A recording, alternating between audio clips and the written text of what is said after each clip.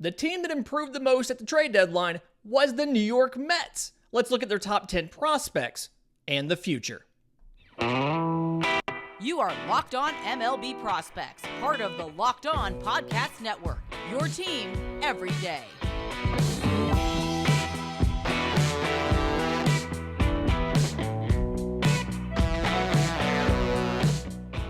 Yes, welcome on in to Locked On MLB Prospects, your home for all things minor league baseball. I'm your host, Lindsay Crosby, freelance baseball writer and podcaster. Thank you for making this your first listen.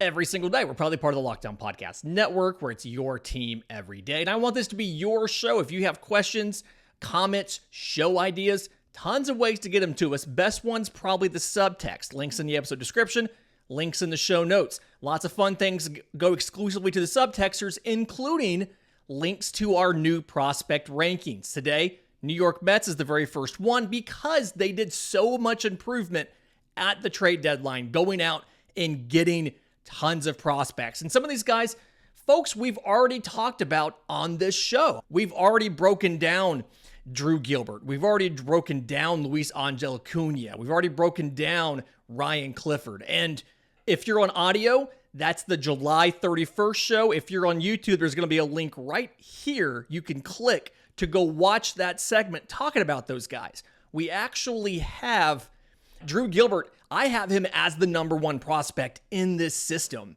with Luis Angel Acuna right behind him at number 2, and I've got Ryan Clifford at number 6. But there's 3 guys in the middle between Acuna and Clifford, and that's the 3 I want to get to here. Ronny Mauricio, Jett Williams, and Alex Ramirez. So Ronny Mauricio is the one who is the highest level of all of those as far as he's playing in AAA, has been all year. And 97 games for Ronny Mauricio, the shortstop, in AAA. 289, 338, 479. 16 home runs, 44 extra base hits, 25 walks to 82 strikeouts, and 19 of 24 on stolen bases. Getting it out of the way, defensively. So on the rankings, I have him listed as a shortstop / second baseman / outfielder. We've seen him play some of everything this year, as far as all 3 of those positions in AAA, trying to build some positional value. He has a plus arm, but he hasn't played third base because most of the errors that he's made have been throwing errors. It's a big arm, but it's inaccurate. And so despite that, he's not playing third base. Plus, for the longest time in AAA there, you had Brett Beatty, who was at third base, and you had other options for that. But for Mauricio, I have him as right now a 50 future value. He could debut this year. We just genuinely don't know, especially with what's going on in the sell-off. And if the goal is to lose games so that you can get a top 6 draft pick, then obviously you're going to have to figure out, does Ronny Mauricio help you do that or not? But the thing that he did this year in AAA is he got better with the strikeout rate, and he got better at the power output. He's always been a guy that had massive exit velocities, right? When he connects with the ball, he could absolutely launch it. The issue was, and the everydayers can say it with me, your power tool is only as good as your hit tool. He has struggled to get that power into games. And a lot of it would manifest in strikeouts. A lot of it would manifest in suboptimal contact. He's gone in and he's got better with the power output. He's got better with the strikeout rate. He still chases too much, but the numbers look better than they have in the past. The average strikeout rate in AAA for all hitters with, I think I'd set the filter to 200 plate appearances to try to get out like rehab starts and stuff.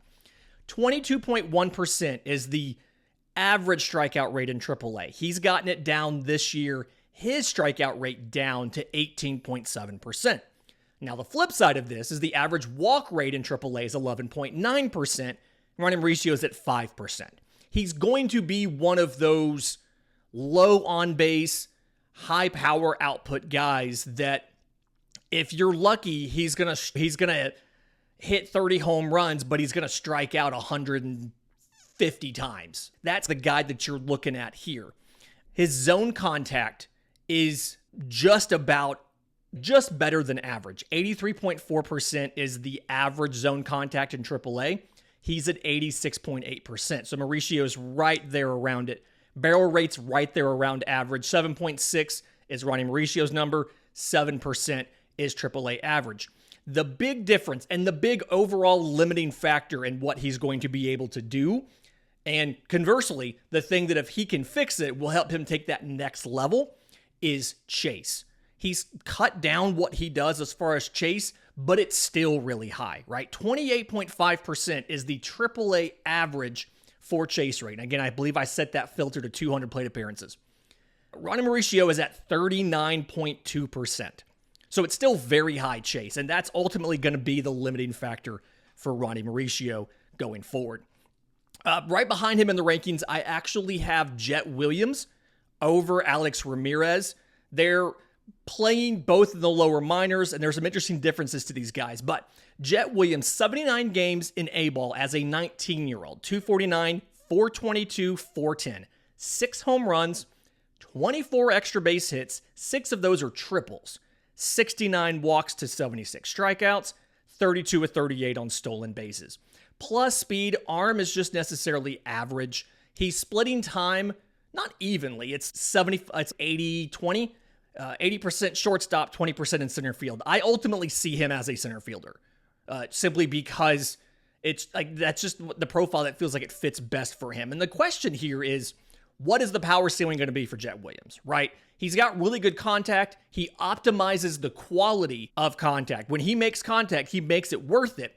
But overall, he's a bit limited in the power ceiling I'm worried about because he's 5'8". He's one of those small stature guys.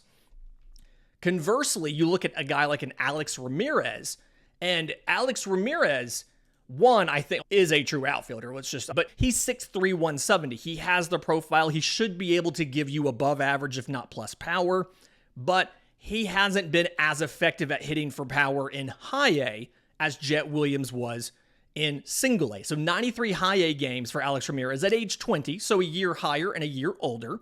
247, 340, 352. Also has 6 home runs, 25 extra base hits, 47 walks to 86 strikeouts, and 18 of 24 on stolen bases. There's things about Alex Ramirez that confuse me, right? Looking at the defense, he has scouting reports, things like that, we had him as a plus arm. But if he's a plus arm and the speed's average or so, then why, when he doesn't play center field, why is he in left and not right? 72 games in center, 17 in left. If the arm really is a plus arm, why isn't he in right field? Why is he in left field? Were we just wrong on the plus arm thing, or has it regressed a bit? I haven't seen enough to tell you if it's regressed or not, but you've got that there. And then Alex Ramirez needs to work on the chase, right? Lowering the chase and having better pitch recognition. And he does a decent job as far as balls versus strikes, but it all comes down to that second level of pitch recognition, focusing on a drivable pitch. This is a strike, like ball versus strike is level 1. Strike versus drivable pitch, a pitch I can do damage on, that's level 2. Hunting your pitch, whatever you want to call it. Hit strikes hard is what the Yankees called it for a while. They were the organization. But for Alex Ramirez, that's the next step that he has to get to. Because again, the power is above average to plus. He just has to get it into games. And I want to see if he can play right field instead of left. And then 2, I want to see that power get in a little better because of better pitch recognition. In just a minute, we're going to talk about the pitchers in this system. It's definitely not the strength, but there's some really interesting guys, and we'll do that next right here on Locked On MLB Prospects. But first, today's episode is brought to you by our friends at BetterHelp. If you have never tried therapy, it's a very useful tool to help you understand what you're going through and why you're reacting the way you are to it. We talked yesterday in yesterday's show in the third segment about how difficult baseball is mentally, how much of a mental grind it is, because it's a game that's built around failure. A surprising number of MLB teams, college teams, baseball athletes in general have some work that they have done with mental coaches to help them internalize and understand dealing with that failure and how to keep thinking positively while they're playing this game. And if an elite athlete thinks that talking to a mental health professional can help them, then it's probably something that can help you too. So if you're thinking of starting therapy, give BetterHelp a try. Entirely online, designed to be convenient, flexible, suited to your schedule. So you fill out a brief questionnaire, you get matched with a licensed therapist. You can switch therapists at any time for no additional charge, because the secret to therapy is you got to vibe with your therapist. If you don't vibe with your therapist, it's not going to work. BetterHelp makes sure that you can do that. So let therapy be your map with BetterHelp. Visit BetterHelp.com/LockedOnMLB to get 10% off your first month today. That's BetterHelp.com/LockedOnMLB. So when looking at the pitchers in this New York Mets system, it's something where you pick up right there at number 7 with Mike Vasil. And then I've got, once you get into the teens, Blade Tidwell and Christian Scott at 11 and 13. And there's some guys in the middle we'll get to hopefully later in the show. Can't guarantee. But for Mike Vasil, one of those success stories, and again, another situation where he's the guy who is highest in the minor league system right now, given the fact that he is in AAA. He's got 18 games on the season between AA and AAA at age 23. 2-3, 4.96 ERA in 81 and 2/3 innings, 95 strikeouts, so 10.5 per 9, to 28 walks, 3.1 per 9 with 15 home runs allowed. Now, he has struggled in AAA as far as locating. 20 of his 28 walks are in AAA, despite having more starts in AA than AAA. So, clarifying that up front. But he's been able to he's got these 2 pitches that he's been able to get up to probably, I'd say, plus, and then bring in 2 others to at least average that he can throw for strikes. So, like most pitchers, it's centered around the fastball. It's a plus pitch. It sits in the mid-90s. He can touch 98 with it. Very much a 4-seam fastball. Again, one of those pitches effective up in the zone. I don't have all the detailed information as far as approach angle and things like that, but when he elevates it, good things happen. The slider, I'd call it a plus pitch as well, sits in the high 80s, and to me, looks like a cutter at times. I don't know if he's intentionally manipulating the shape of it to be something where he can give it more break or he can throw it as a cutter, or if that's inconsistency. But either way, it works. And it grades out as plus. I do want more information about if he's intentionally manipulating that or not. But to go along with that, he's got a vertical breaking curveball, 12-6 curveball. I think it's at least above average. A lot of places have it as average. I think it's at least above average. And then he's got a changeup that's probably pretty decidedly average. Really, he can throw to both sides of the plate. He doesn't have any significant platoon splits. And going into the year, he really felt like he was a number 5 starter or a fastball slider reliever. And I think that he's played his way into at least being, if nothing else, at least being a number 4 to possibly number 3. So I like what Mike Vasil has been able to do for the Mets. And again, I have him as the number 7 prospect in this system. You might see him this year. I don't know. Given how much he struggled to throw strikes at AAA and how much walks that he's given up there, I don't know if they'll bring him up for a cup of coffee this year or if it'll be next year. I'm a big fan of a couple starts at the end of the year, work on things in the offseason, and go for a Rookie of the Year campaign the next year. I don't know how that works with the competitive window, but either way, I think Mike Vasil is a talented player. It just doesn't necessarily feel like they're going to bring him up this year. They might just wait until next year to do it. The next guy, Blade Tidwell, I've got him sitting right there at number 11 and 18 starts between high A and double A at age 22. He's 8-4 with a 3.26 ERA and 85 and 2/3 innings. 114 strikeouts for Blade Tidwell. So 12 strikeouts per 9 to 50 walks. 5.3 per 9, and 8 home runs allowed. He was just promoted to Double A, so just about every single bit of those stats, I think all but 1 start, are in high A. So that's mostly high A stuff. And when you're watching Blade Tidwell, the thing is, it all keys off of that fastball. Now, you knew when he came out of Tennessee, he had a really good fastball. Second rounder last year. But Blade Tidwell's fastball sits 98, 99. He can carry the velocity pretty deep into start. So I've been impressed by the stamina. And he's got the size, 6'4", doesn't necessarily have the weight. He's about 205, 210 or so. But he's got the size, can probably put on a little bit extra there, which could help him throw pitch 100 at 99 miles an hour.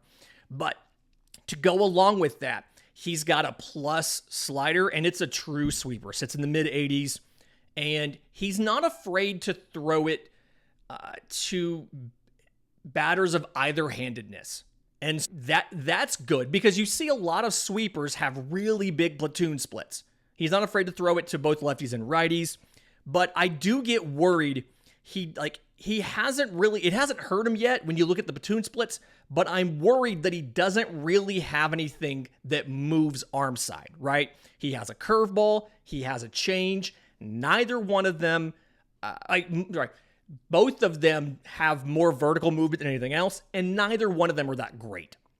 And so I don't know if the next step for Blade Tidwell is work on a two-seamer, try to change the changeup grip. I'm not sure what it is, because again, it hasn't really hurt him yet, but I think that it has the ability to hurt him as he gets into the upper minors and doesn't have anything that's going to move away from the bat of a lefty. So a little bit of a concern there. But I do like the sweeper. I do think it's a good sweeper. And it's something where you can tell with the fastball, the Mets made a deliberate change. Back when I used to watch him in college at Tennessee, he was very much, he wanted to work down, he wanted to work away, and keep you from squaring up the fastball. They want him to throw it up in the zone, and they want him to attack batters in so that it's harder for them to turn on it and get the barrel on it. Again, I feel like that's going to be a problem as he moves up and he gets lefties, because if you miss with that, you're probably going to end up hitting the lefties and giving guys free bags. So I want to see Blade Tidwell work on something that goes the other direction, but I like what he's done. I like what he's able to do. I've got him right now as the number 11 prospect. We need to see more in the high minors, and I need to see some more arm side movement before we can move him up on there. And then a guy that's jumped up to, for me, number 13 is Christian Scott. 16 games this year between A-ball, high A, and double A. And no surprise if you've listened to this show before, he went to the University of Florida. So there you go. We've been clear on the show how we don't think Florida can develop pitchers that well, but 16 games for Christian Scott between A-ball, high A, double A. 4-4, 2.93 ERA in 76 2/3 innings. 94 strikeouts, so 11 strikeouts per 9, to only 12 walks, 1.4 per 9, and 5 home runs allowed. Now, in college was a sinker slider guy, right? Slider was really good. He was a bulldog. He had tons of confidence. He was aggressive. He swapped from a sinker to a four-seam fastball, because analytically the four-seam fastball works a lot better with what he's doing than the sinker did. Weird that Florida couldn't figure that out. But, so the fastball sits 95 or so. He can touch 97, 98 with it. I think there's a little bit more in there as he gets used to throwing a four-seamer more often. And to go along with that, the slider is somewhere between above average and plus. It would be plus if it were a little more consistent. He misses with it just enough where I'm hesitant to click it over to a plus pitch. His curveball is a vertical breaking curveball. He's got a changeup as well. And I think that he can throw all four of them for strikes. He's looked really good. You see how low the walks are. I'm really excited to see what he can do here in double A, how deep he can go into games, how he handles these better pitches. He had been using, the changeup was his main weapon against lefties, but it wasn't a swing and miss pitch. It was a chase pitch. And as we know, when you jump to double A, oftentimes it can be tough to get those guys to chase. So we're going to see what happens there. But in the meantime, really excited for Christian Scott. I do think he's the guy who's most likely next time we revisit this, probably in the spring like we did last year, he's probably the guy most likely to jump from 13 into the top 10, simply because he's got a bunch of tools. He's just about to hit that struggle bus moment a lot of players have over they jump into AA, they get into the upper minors.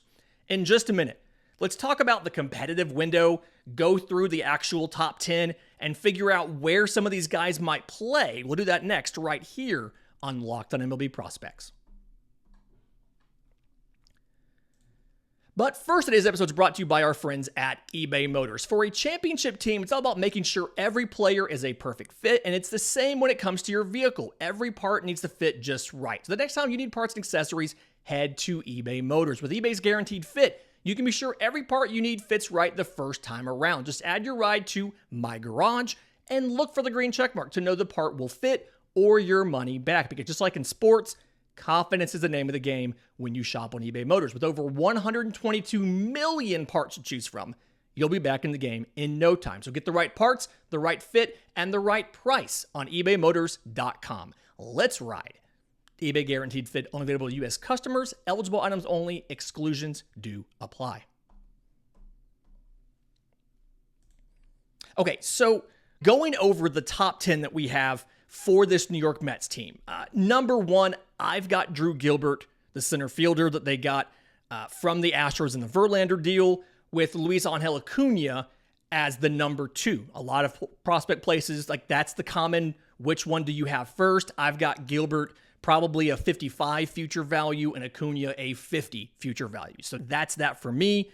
Not everybody's the same feeling. I've got Ronny Mauricio at 3, Jett Williams at 4, Alex Ramirez at 5, and then first baseman Ryan Clifford, the other part of that Justin Verlander deal, I have him at 6. Again, the July 31st show covers, the July 31st and the August 1st show will cover the returns for Scherzer and Verlander if you want more on some of those prospects like a Gilbert, like an Acuna, like a Clifford.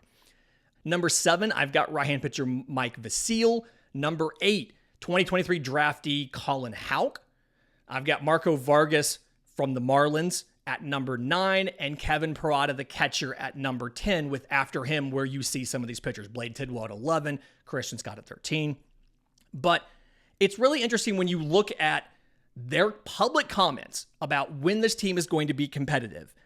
The front office, everything from Steve Cohen, the GM, they've talked about 2023, obviously not the year. 2024 is probably not the year. They took trade offers on guys whose contracts expired in 2024. And so when you look forward and you look at 2025, what is this team going to look like? And it's a really interesting conversation because you've got a lot of options. You've got some guys that are signed long-term. What does that do? How complicated does that make things? I've got a couple guys are locked in. Francisco Lindor is probably locked in as your shortstop because of how much money he's making. Francisco Alvarez, locked in as your catcher because he's really good. Brett Beatty, I've got him locked in as your third baseman.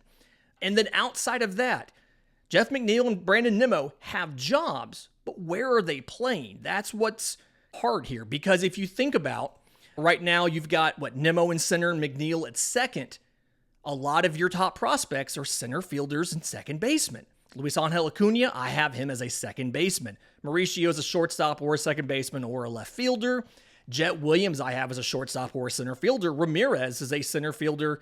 We thought maybe right, but possibly a left fielder. And so, and then Ryan Clifford at first base. And so it's okay, who plays where? And I think part of the conversation depends on what happens to Pete Alonso's contract is up after 2024. He has not yet signed an extension. And so what is the solution here? Does he come back or does he leave? If he is gone, then you have a situation where I could see Beatty at third base. I can see Vientos at first base. Clifford is another option. Maybe Clifford and Vientos share first base and DH.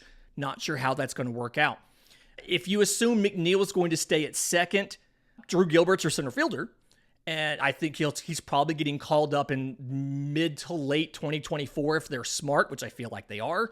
They're going to give him just enough time to get his feet wet, but then do a Rookie of the Year campaign for 2025. If Gilbert's your starting center fielder, I'm assuming Brandon Nimmo would kick out to left field.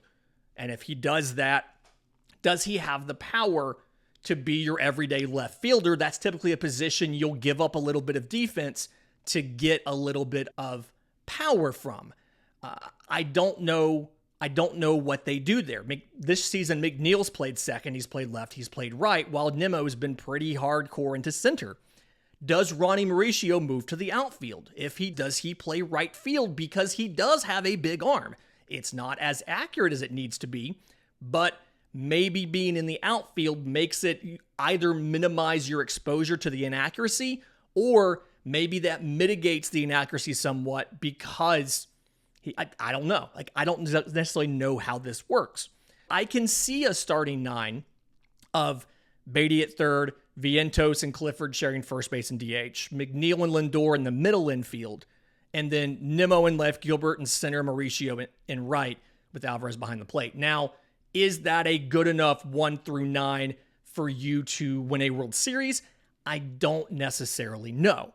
The other thing that I don't know is which of these pitchers are able to make that front of the rotation impact. You're going to have Cody Senga for a while. You'll have David Peterson and Tyler Megill for a couple more years. I don't know if there's anybody right now that profiles as that front of the rotation option. But at the same time, we've seen Steve Cohen not be afraid to spend money on a top of the rotation option. So is this something where if you can build a bunch of number 3 pitchers, then you can see Cohen supplement with an expensive free agent or two? I think that's absolutely likely. And maybe they have some faith in a guy like an Eliezer Hernandez to end up stepping up and being a starter once he comes back from, I think it's a pec injury right now. But there's a couple options. Justin Jarvis is a guy they got from Milwaukee in July. There's a couple options to fill out the rotation in 25. But who's at the front of it? That's the big thing I don't know, because I don't think right now you have a guy in the system that profiles as a number 2, never mind as a number 1. Fantastic week coming up this week. We've got more of these coming. We're going to do one for the White Sox. They were part of this. We're going to do one for the Reds. Had multiple requests for that. Reminder, subscribers to our subtext have the link to all of the rankings as they come out. They get early access to that. If you want to be a member of the subtext, you can also send in questions for the mailbag, show ideas, links in the episode description, links in the show notes. Until tomorrow's show, remember, it's always a great time to pay a minor league.